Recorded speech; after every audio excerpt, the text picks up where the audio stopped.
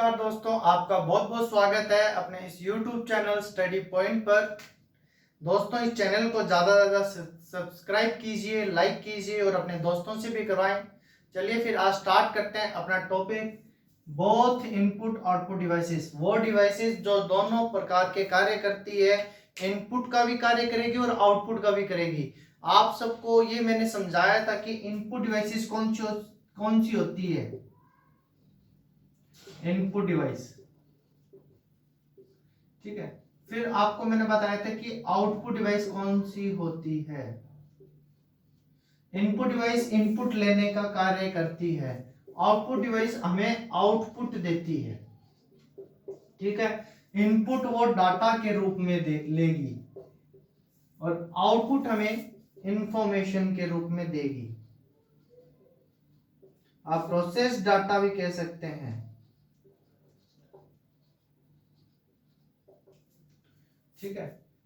Input data के रूप में, आउटपुट डिवाइस आउटपुट इंफॉर्मेशन के रूप में और प्रोसेस डाटा भी कह सकते हैं। लेकिन अब हम बात करने वाले हैं जो इन दोनों का कार्य करेगी। इनपुट डिवाइस की तरह भी करेगी और आउटपुट डिवाइस की भी तरह करेगी। जो मतलब मशीन तो एक होगी, डिवाइस आपका एक होगा, लेकिन कार्य वो आपका इनपुट का भी करेगी और आउटपुट का भी करेगी, ठीक है दोस्तों। Input output devices.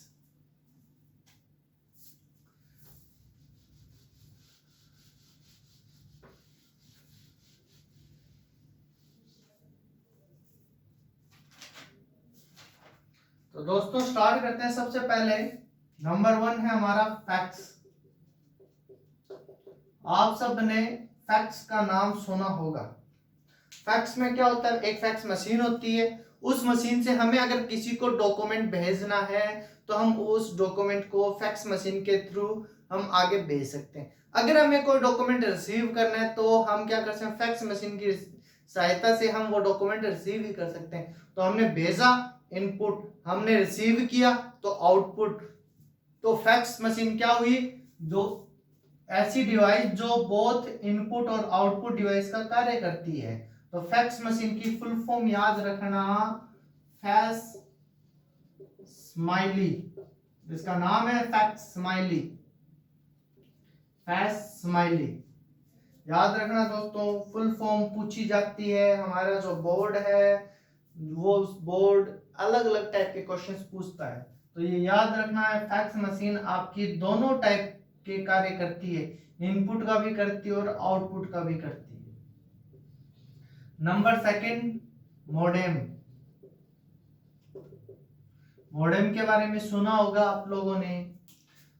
अगर हम इंटरनेट कनेक्शन लेते हैं, ब्रॉडबैंड कनेक्शन लेते हैं, कई दोस्तों ने ले भी रखा होगा, तो उसमें क्या होता है, एक बॉक्स लगाया जाता है, उसको हम मॉडेम बोलते हैं, ठीक है। तो मॉडेम से क्या है, हम डाटा रिसीव कर रहे हैं और हम भेजते भी हैं। नेटवर्क पे हमारा डाटा सेंड किसकी सहायता से हम कर पाते हैं, मॉडेम की सहायता से कर सकते हैं, ठीक है। तो इसकी फुल फॉर्म है दोस्तों मॉड्यूलेटर, डीमॉड्यूलेटर। मॉड्यूलेटर और डीमॉड्यूलेटर, मॉडेम। हम डाटा रिसीव भी कर सकते हैं, डाटा सेंड भी करते हैं, तो किसकी सहायता से, मॉडेम। नंबर 3 है एनआईसी। आप सबने एनआईसी का नाम सुना, तो इसका फुल फॉर्म होता है दोस्तों नेटवर्क इंटरफेस कार्ड। एनआईसी जो कार्ड है हमारा, नेटवर्क इंटरफेस कार्ड है, ये भी आपका बोथ इनपुट आउटपुट का कार्य करता है। नंबर 4 पे हमारा है audio video card.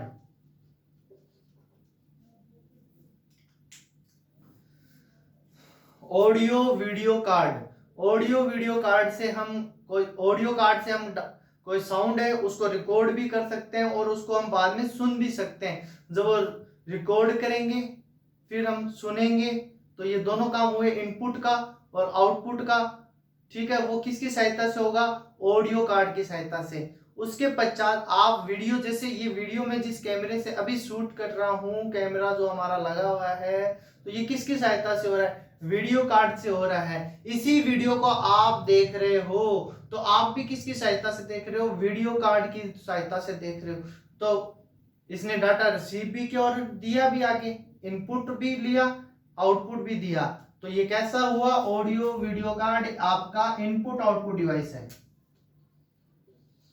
Audio video card कैसा है? इनपुट आउटपुट का इनपुट आउटपुट डिवाइस। और उसके बाद में हेडसेट। इसमें दो कार्य होते हैं आपके, ठीक है ना? एक तो स्पीकर लगे होते हैं। क्या लगे होते हैं? स्पीकर। एक इसमें माइक्रोफोन लगा होता है। आप कोई आवाज बोल सकते हो, उसमें साउंड सुन सकते हो, रिकॉर्ड कर सकते हो। तो ये हेडसेट पूछा जाए तो बहुत है आपका इनपुट आउटपुट डिवाइसेस के अंदर, ठीक है? आप स्क्रीनशॉट लेते रहिए।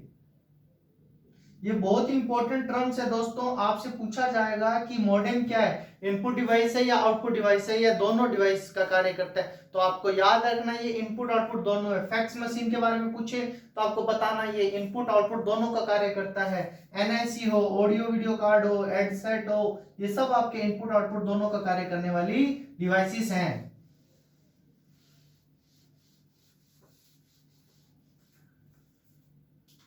उसके बाद में आपका है सीरियल पोर्ट।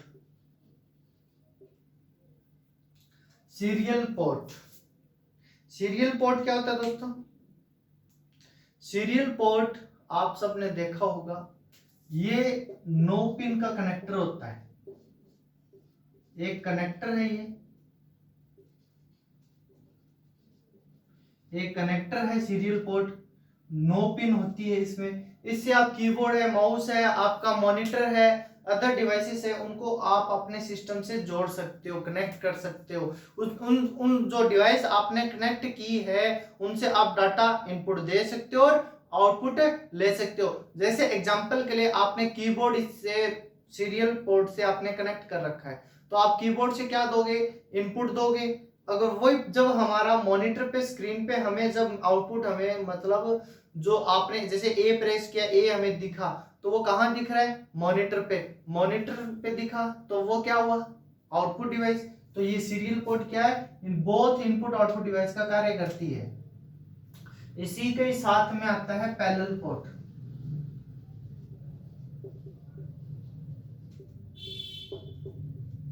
पैरेलल पोर्ट दोस्तों ये आपकी होती है 25 पिन का। ये भी कनेक्टर है।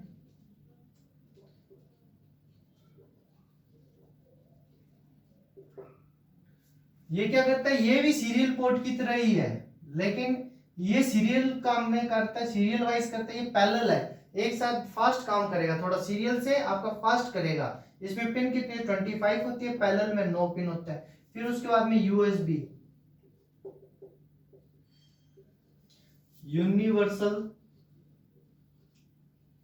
यूनिवर्सल सीरियल बस।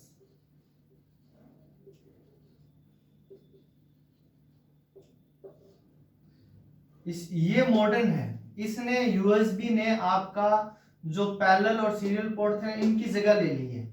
आप इसके थ्रू आप अपने अगर डिवाइसेस है, जैसे कीबोर्ड है,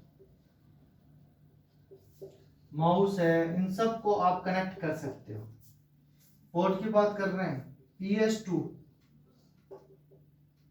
इसके ये भी आपका पोर्ट है। इससे आप अपना कीबोर्ड, याद रखना PS2 पोर्ट से आप कीबोर्ड और माउस को कनेक्ट कर सकते हो। इन दो ही डिवाइस को आप कनेक्ट कर सकते हो PS2 पोर्ट से, ठीक है दोस्तों? सीरियल पोर्ट 9 पिन का होता है। पैरेलल पोर्ट आपको 25 पिन। यूएसबी है, यूएसबी इनपुट आउटपुट डिवाइसेस है। PS2 है, ये भी आपका इनपुट आउटपुट डिवाइसेस के अंदर आता है, लेकिन PS2 में याद रखना ये कीबोर्ड और माउस को ही कनेक्ट करने के कार्य में आता है। और वो क्यों आता है पता है क्या आपको? क्योंकि इनका स्ट्रक्चर है, जो एल्गोरिथम स्ट्रक्चर है अंदर से, वो सेम होता है।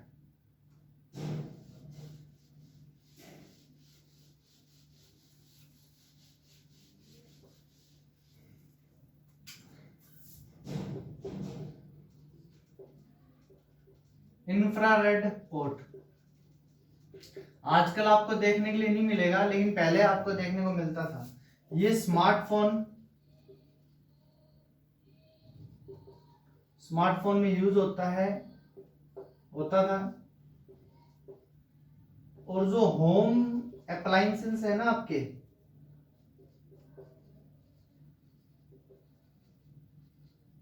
जो घर पे आपके जो अदर डिवाइसेस हैं जो आपको रिमोट से आप कंट्रोल करते हो, उसके लिए आता है इंफ्रारेड पोर्ट। लेकिन आजकल इसकी जगह आपका ब्लूटूथ ने ले लिया है।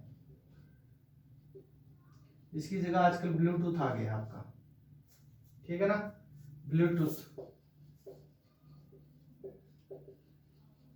ब्लूटूथ के बारे में बताने की जरूरत ही नहीं है, सबको पता है। लेकिन याद रखना, एड होक नेटवर्क आपसे पूछा जाए कि एड होक नेटवर्क कौन सा है, तो याद रखना ब्लूटूथ है। ब्लूटूथ से आप डाटा ट्रांसफर और रिसीव दोनों कर सकते हो, इनपुट आउटपुट है दोनों, ठीक है ना।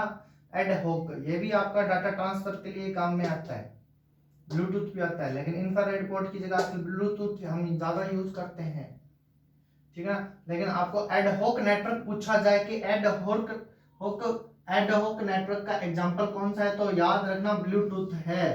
एड होक नेटवर्क का एग्जांपल, एड होक नेटवर्क कौन सा, ब्लूटूथ है। क्यों बोलते हैं इसको? क्योंकि इसको आप अपने पर्सनल एरिया नेटवर्क बोल सकते हो।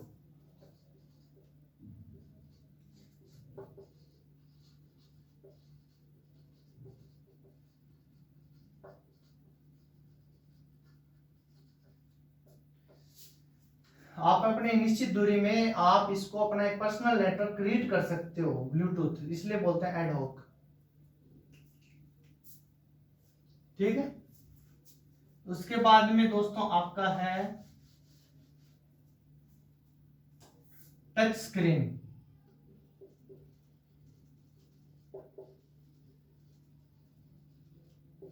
टच स्क्रीन क्या है? इनपुट आउटपुट दोनों डिवाइसेस है। कैसे? आप टच स्क्रीन को यूज से आप इनपुट देखते हो, फिर आउटपुट आपको आता है वो टच स्क्रीन पे तो देखते हो आप, ठीक है।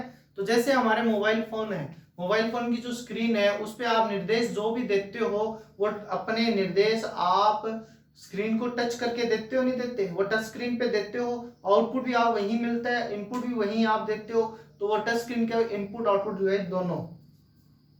और एक होती है पोज, इसके बारे में अभी बताऊंगा आगे डिटेल से। पोज याद रखना, पोज जो मशीन आती है ये भी इनपुट आउटपुट का काम करती है। पोज, इतनी बात याद आई। टच स्क्रीन हुआ, पोज हुआ, ब्लूटूथ हुआ, इंफ्रारेड हुआ, ये सब के सब दोस्तों आपकी क्या है, बोथ इनपुट आउटपुट डिवाइसेस हैं। तो दोस्तों ये तो थी आपकी इनपुट आउटपुट डिवाइस दोनों का कार्य करने वाली डिवाइसेस। लेकिन अभी कुछ 2-4 टर्म्स हैं आपकी, वो देखिए, आपको बता देते हैं।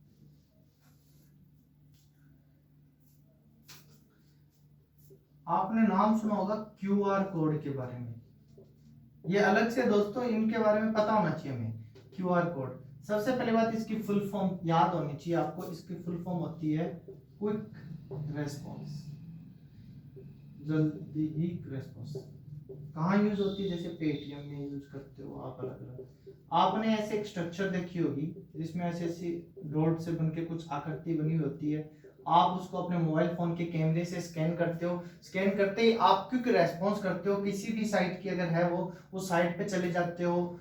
और या फिर जैसे पेटीएम की है तो आप पेटीएम कर सकते हो उसी क्विक रेस्पॉन्स से। तो आप याद रखना क्यूआर कोड की फुल फॉर्म क्विक रेस्पॉन्स है। आपने नाम सुना होगा ओटीपी, इसकी फुल फॉर्म होती है वन टाइम पासवर्ड।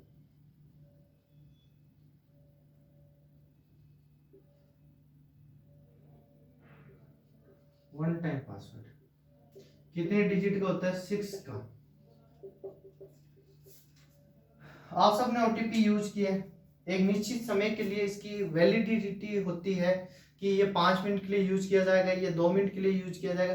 अगर आपकी टाइम लिमिट उसकी 2 मिनट है, आप उसको यूज कर रहे हो 2 मिनट के बाद में, तो वो एक्सपायर हो जाता है। लेकिन साथ में ये वन टाइम पासवर्ड है। वन टाइम पासवर्ड का मतलब जैसे आपने किसी अकाउंट में लॉगिन किया ओटीपी की सहायता से, तो आपने लॉगिन कर लिया, फिर आप लॉग आउट हो गए, लेकिन फिर सेम ही ओटीपी को यूज करके दोबारा आप लॉगिन करना चाहो तो आप नहीं कर सकते। क्यों नहीं कर सकते? क्योंकि ये वन टाइम पासवर्ड है, एक ही बार में यूज होगा, दोबारा इसको आप यूज नहीं कर सकते। हर टाइम के लिए हर बार आपको नया ओटीपी जनरेट होगा। सिक्योरिटी के लिए यूज किया जाता है ज्यादातर।